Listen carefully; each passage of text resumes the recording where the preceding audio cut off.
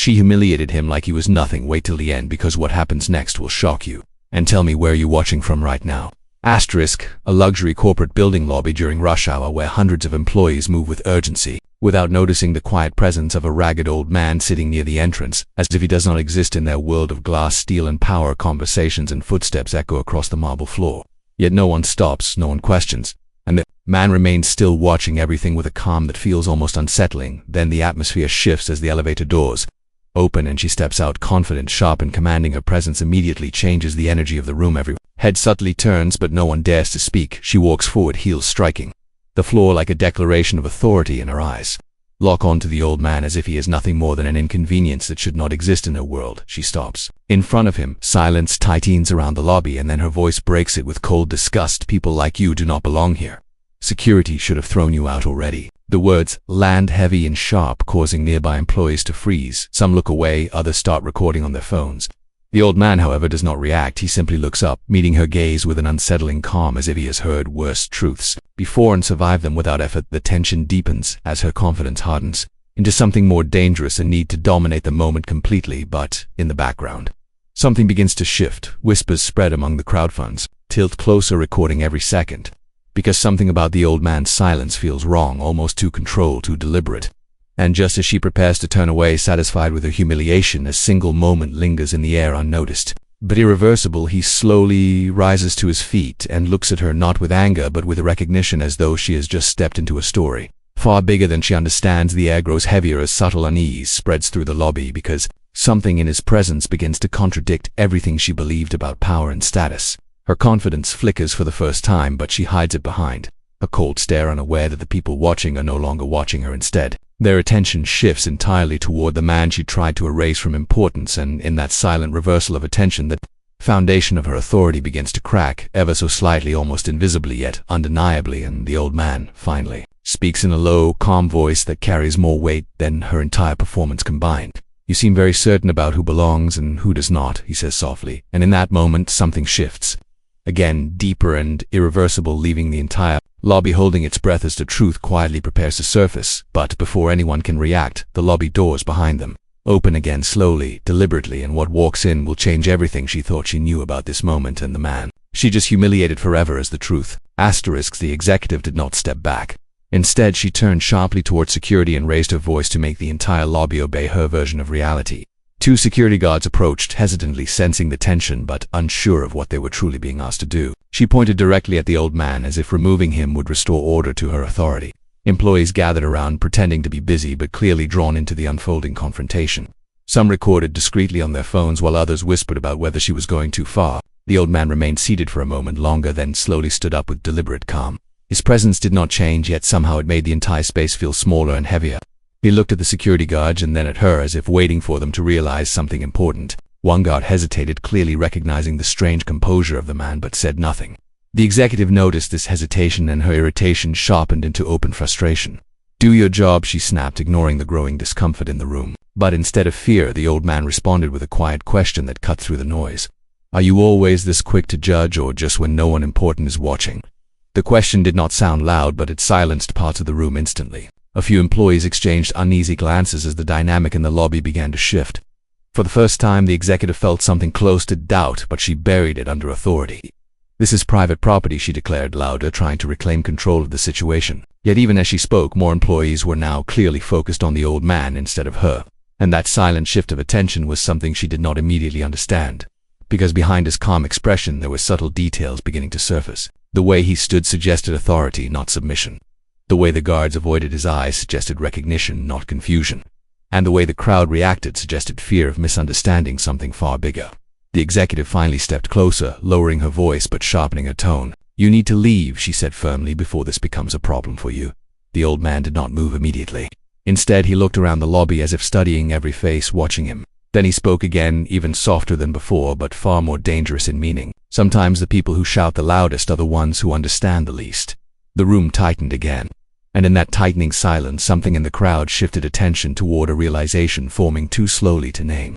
One employee suddenly leaned toward another and whispered that they thought they had seen him somewhere before. The executive caught only part of it, but it was enough to make her pause for a fraction of a second. That fraction was all the opening the situation needed. because somewhere in the room recognition was beginning to replace assumption. The executive noticed the subtle shift in the room but misread it as hesitation rather than awareness building against her control. She stepped forward again, trying to reclaim dominance by raising her voice slightly higher than before. Security finally moved closer, creating a tight circle around the old man as if waiting for instructions that never felt clear.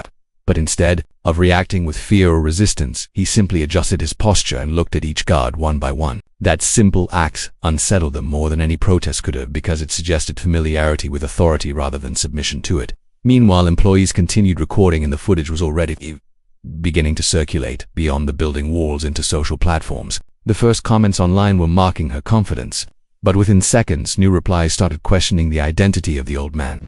One employee behind her whispered again, more urgently now, that he might not be who they assumed he was at all. The executive turned sharply, hearing only fragments of the conversation, and irritation returning as she felt control slipping further away.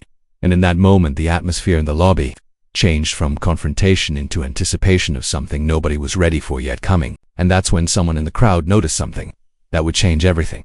The moment stretched, then snapped into motion all at once. Phones that had been held low were lifted higher, steadier, bolder. Screens glowed in the polished reflections of the marble floor, capturing every angle, every word, every flicker of expression. What had started as a private display of authority was no longer contained by the walls of the building. It was spilling outward, fast, uncontrolled, impossible to take back. Somewhere, someone pressed upload. And just like that, the moment belonged to the world. Within seconds, notifications began to light up across devices. Messages, shares, reposts. The clip spread like a spark through dry air, catching attention, igniting reactions. Viewers from outside the building saw only what the camera showed: a powerful executive standing over an old man, her voice sharp, her posture dominant, her words cutting deeper with every sentence. But what they felt was something else entirely: discomfort, anger, curiosity, questions. Inside the lobby, the tension thickened as whispers turned into quiet murmurs.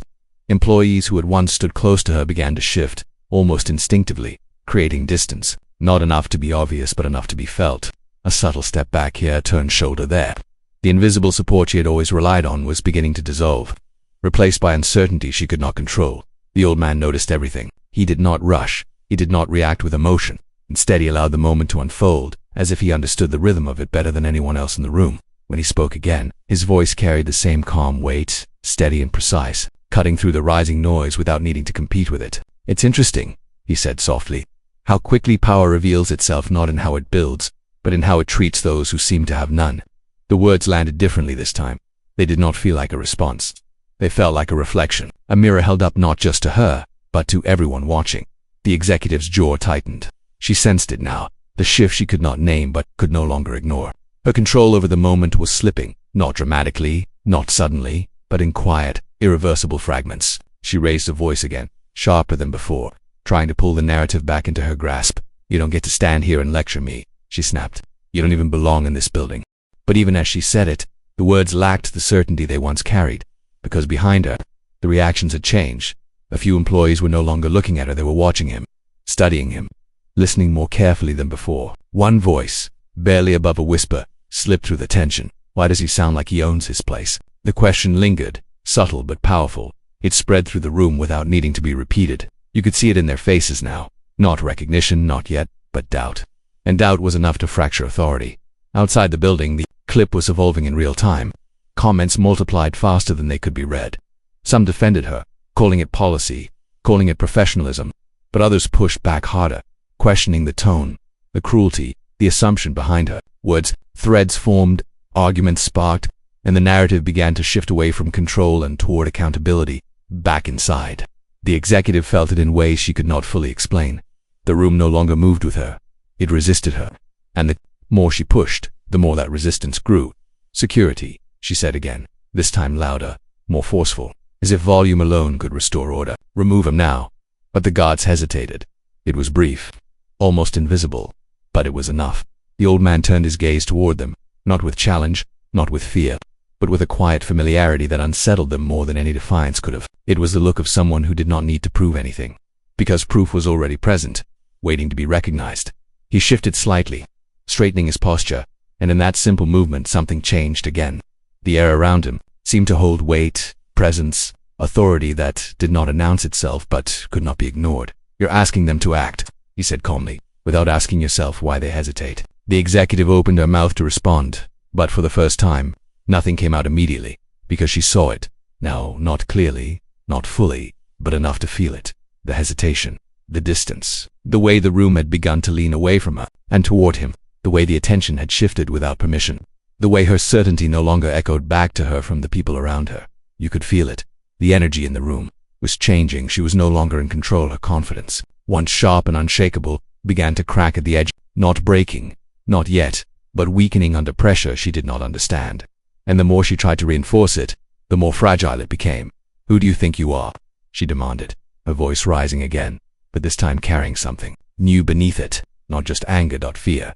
The old man met her gaze without hesitation. For a moment, the noise faded. The phones, the whispers, the distant echoes of notifications spreading this moment across the world. All of it seemed to pause, suspended around the space between them. Then, slowly, deliberately, he took a step forward. Not aggressive, not confrontational, certain, and, in that single step, the balance shifted again. Deeper this time, undeniable. Behind them, the elevator lights flickered as the numbers began to descend. No one noticed at first, not the employees, not the guards, not even her, but the old man did. His eyes moved, just briefly, toward the elevator doors, and something in his expression changed. Not surprise, not concern. Recognition, the kind of recognition that comes before everything changes, the kind that signals an ending or a beginning. The soft hum of the elevator grew louder as it approached the lobby floor. A quiet, mechanical sound, ordinary. Except nothing about this moment was ordinary anymore. The tension tightened once more, pulling every gaze, every breath, every thought toward what was about to happen next. Because just when it seemed like things couldn't get more intense, the elevator doors opened. The doors parted with a soft chime, and for a heartbeat nothing moved. Then the board stepped out together, a quiet line of authority that carried its own gravity. Their conversations died mid-sentence as their eyes landed on the old man. Recognition arrived instantly, unmistakable, like a switch flipping in a room that had been dim all along. One of them took a step forward before anyone else could process what was happening, his posture shifting from casual confidence to something closer to respect. "Sir, I've been trying to reach you. The meeting is ready." Silence. Absolute silence. The words didn't just echo, they collapsed a moment into something entirely different. The air tightened. Phones that had been held high faltered, a few slipping from hands that suddenly felt unsure of what they were holding. Conversations cut off, breaths caught. Every eye in the lobby snapped between the board members and the man. They had all just watched being humiliated. The executive didn't move. Her expression froze first, then began to fracture. It wasn't immediate, not a dramatic collapse, but a slow, visible unraveling. The certainty in her eyes drained away, replaced by something hollow and disbelieving. She searched the faces around her for contradiction, for someone to deny what she had just heard, but there was none, only stun. Recognition spreading outward like ripples in water. The guards stepped back. They didn't announce it. They didn't explain it. They simply moved, instinctively creating space around the old man as if the rules had changed without needing to be spoken. The circle that had once confined him now protected him. And in that silent rearrangement, the balance of power didn't just shift, it reversed. The old man inclined his head slightly toward the board member, acknowledging him with the same calm that had never left him. Nothing about his posture changed, but everything about how it was seen did. The same stillness that had been dismissed as weakness now felt deliberate, intentional, chosen. A whisper broke somewhere in the crowd, too soft to locate but loud enough to spread that another followed, quicker this time, sharper. The owner. The words moved through the room faster than any explanation could. Faces changed as they connected what they had witnessed with what they now understood. The calm, the questions, the lack of fear, it all aligned at once, forming a truth that felt obvious in hindsight and impossible only seconds before. The executive's lips parted, but no words came. Her mind raced through every sentence she had spoken, every gesture she had made, replaying them now with a clarity that burned. She had not just misjudged a man, she had revealed herself to the one person who could see it all without filters, without pretense. Everything she said or everything she did now carried consequences. Outside the building, the video surged. What had been a moment of outrage transformed into something explosive. Clips were clipped again, zoomed, replayed, shared with captions that wrote themselves. The reveal hit like a shockwave, and the reactions followed. Shock, vindication, fury, praise. The narrative flipped in real time, and the world leaned in harder.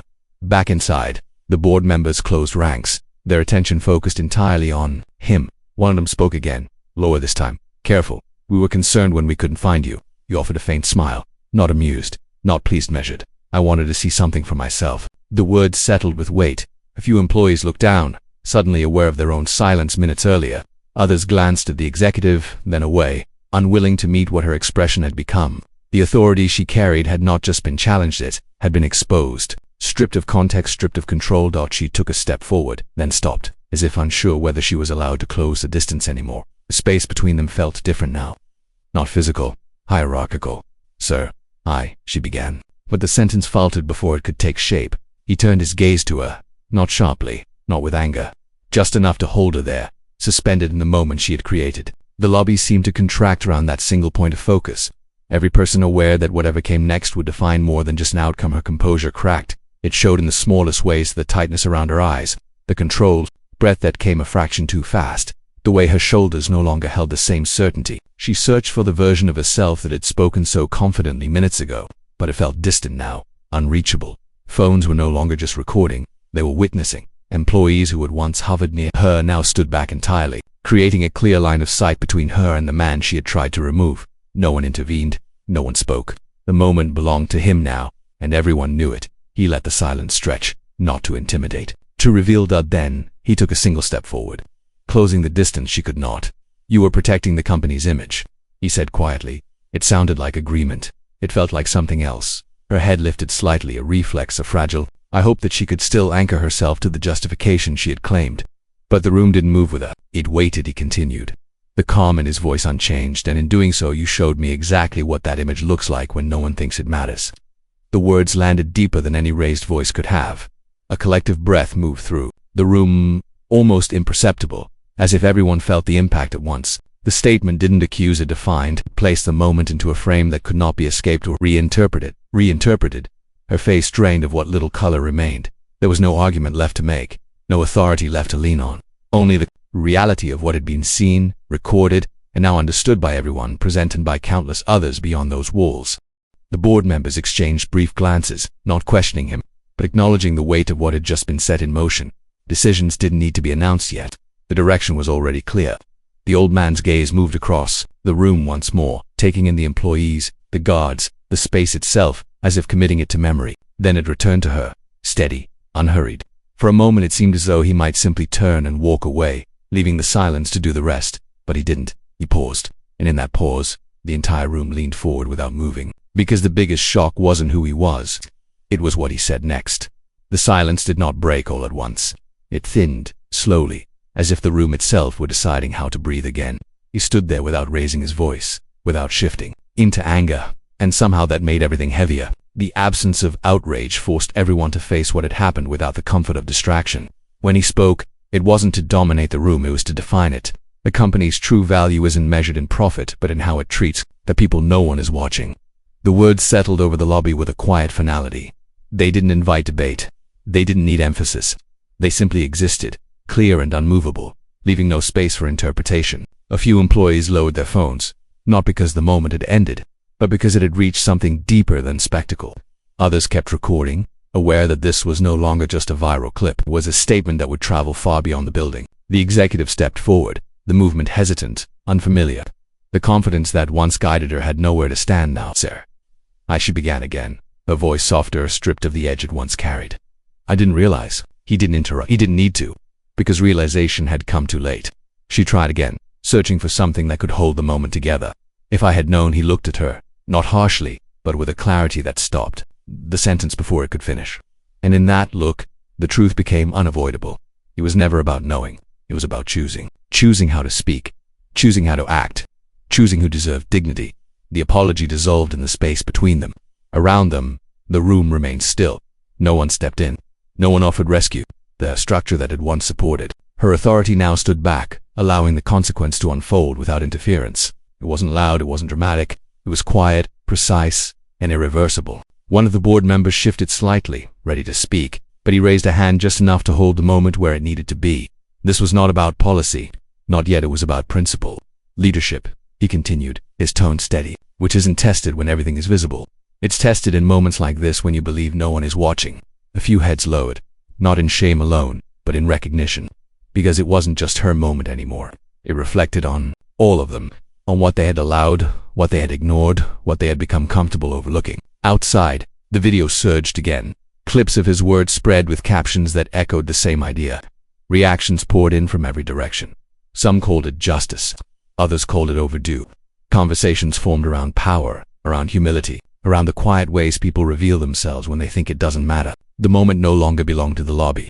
It belonged to everyone who saw it. Inside, the executive stood in the center of it all. No longer the figure commanding attention, but the one defined by it. The shift was complete. There was no path back to what had been minutes before. Only forward, into consequence. The board members stepped closer, their presence now aligned with his, not hers. Words didn't need to be spoken for the outcome to be understood. It moved through the room in subtle signals, in glances, in decisions already forming. Whether it would be demotion or something more final, the direction was clear. Authority had been reassigned, not by title, but by truth. He let the moment settle one last time, ensuring nothing about it could be misunderstood or forgotten. Then he turned, not abruptly, not with finality, but with the same calm intention he had carried from the beginning. The crowd parted without being asked. He walked toward the doors the same way he had entered, steady, unhurried, unnoticed in his arrival and now unforgettable in his departure. The guards stepped aside. The employees watched, not with curiosity this time, but with awareness. Every step he took carried the weight of what had just been revealed. No applause followed. No words chased after him. Only silence, filled with understanding.